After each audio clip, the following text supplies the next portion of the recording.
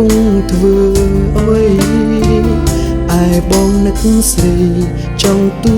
រស័ព្ទទៅសួរសុខទុក្ខមាមេតែបងខ្លាចថាអូនកំពុងក្បែរគេព្រមពេលនាងគេម្នាក់នោះគឺជាមនុស្សដែលអូន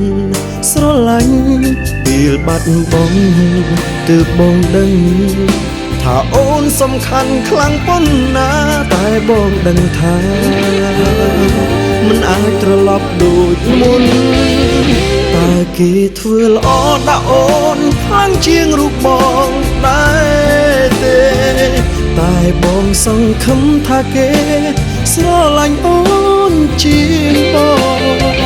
ពីមនុស្សដែលអងអោកាំងម្នាក់នេះត្រឹមសុំតាមមើលរូបអូនពីក្រោយមិនហ៊ានឲ្យអូនដឹង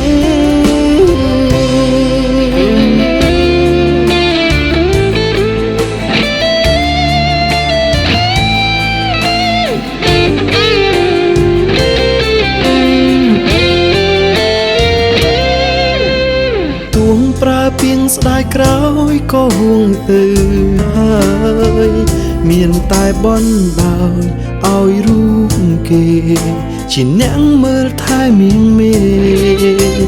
តែបងសុំនឹកអូនទូនឹកម្នាក់ឯងទុំបីអូននឹកអ្នកផ្សេងបងគ្មានសិទ្ធិប្រកាន់ពេលបាត់បង់ទើបបងដឹង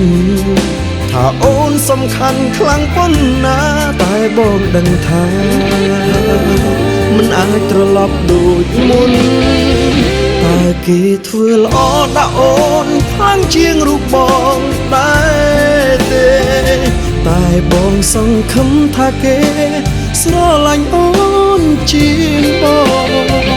ពីមនុស្សដែលអងអោកាំងម្នាក់នេះត្រឹមសុំតាមមើលរូបអូនពីក្រោយមិនហ៊ានឲ្យអូនដឹងទួងប្រើពីងស្ដាយក្រោយក៏ហួងទៅហើយមានតែបនដោយឲ្យរូបគេជាអ្នកមើលថែមៀងមេ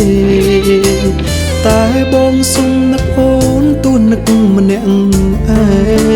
ងទុំបីអូននឹកអ្នកផ្សេងបងគ្មានសិទ្ធិប្រកាន់ត្រឹមអាទិត្យ